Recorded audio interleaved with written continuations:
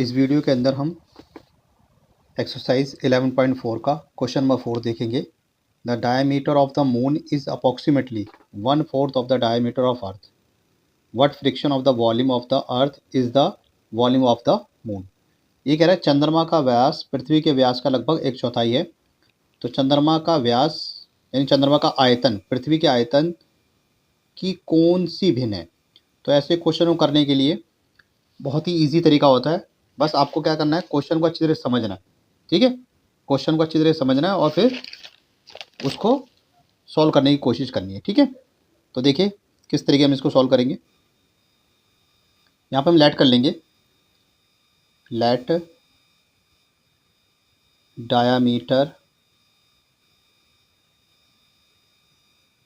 Diameter of the moon equal to, मान लो हमने आर मान लिया। ठीक है, जब डायमीटर दे रखा हो तो रेडियस निकालने के लिए क्या करते हैं, 2 से डिवाइड कर लेते हैं। ठीक है, इतनी बात समझ में आ गई। उसके बाद ये कह रहा है, मान लेते हैं कि diameter of earth, diameter of earth. तो डायमीटर ऑफ वो क्या है, 4 गुना कह रहा है यानी 4r हो जाएगा। ठीक है, तो इसकी रेडियस क्या होगी, इसकी जो रेडियस होगी वो होगी 4r/2। तो ये 2 बन जा 2, 2 2 जा 4, तो इसकी रेडियस कितनी आ जाएगी, 2r आ जाएगी। ठीक है, अब हमारे को मून की भी रेडियस पता लग गई और हमें अर्थ की भी रेडियस पता लग गई। ठीक है, अब हम इनका निकालेंगे वॉल्यूम। तो यहाँ लिखेंगे वॉल्यूम ऑफ मून। ठीक है, इसको हम V1 मान लेते हैं। तो क्या फार्मूला होता है, 4/3 πr3 यही होता है। तो V1 इक्वल टू 4/3 पाई, और R की वैल्यू हमारे पास क्या थी, R की वैल्यू जो हमारी थी वो मून की जो थी वो थी r/2। ठीक है, तो इस R की जगह पे हम यहाँ पर पुट कर देंगे r/2 की पावर क्यू। ठीक है, अब इसको सॉल्व करेंगे तो हमारा क्या बन जाएगा, वो बन जाएगा V1 equal to 4/3 pi r3, और 2 को 3 बार मल्टीप्लाई कर लेंगे तो ये हो जाएगा 1/8। अब चाहो तो आप इसको काट सकते हो, लेकिन मैं आपको सजेशन दूंगा इसको काटो मत। ठीक है, इस वाले 8 को इस v से मल्टीप्लाई कर लो तो ये हो जाएगा 8v1 equal to 4/3 pi r3।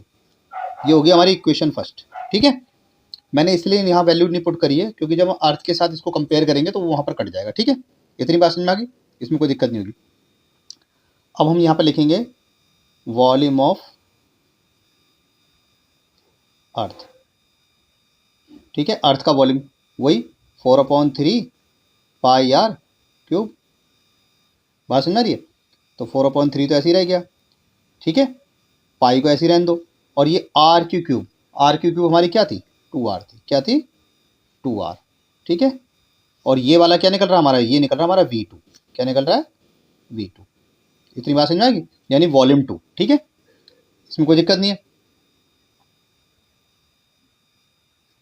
इसके बाद हम इसको सॉल्व करेंगे तो हमारे बन जाएगी V2 इक्वल टू 4/3 पाई, और r की जो वैल्यू थी 2r थी, तो 2r को हम कितनी बार, 3 बार मल्टीप्लाई कर लेंगे तो ये बन जाएगा 8r³। ठीक है, इतनी बात बन गई। अब इस 8 को V2 के नीचे ले जाएंगे तो हमारा बन जाएगा ये V2/8, और यहाँ बन गया क्या, 4/3 पाई r, और ये वाला क्यूब। ये बन गई सेकेंड इक्वेशन।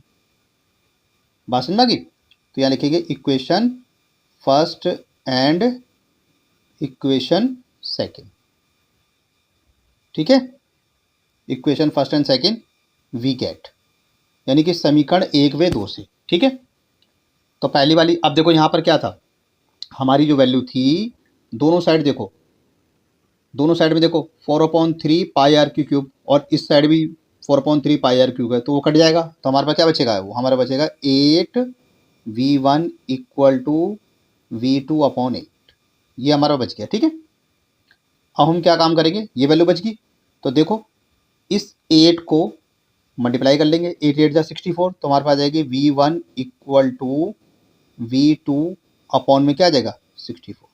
ठीक है, तो इसको हम क्या लिख सकते हैं, इसको हम इस तरीके लिख सकते हैं कि v1 इक्वल टू 1/64 v2।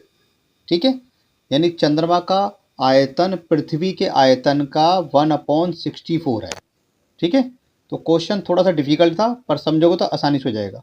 ठीक है, तो सही बच्चे इसकी तैयारी कीजिए और ये आपका आंसर आ गया। ठीक है, अब अगला क्वेश्चन हम अगली वीडियो के अंदर देखेंगे।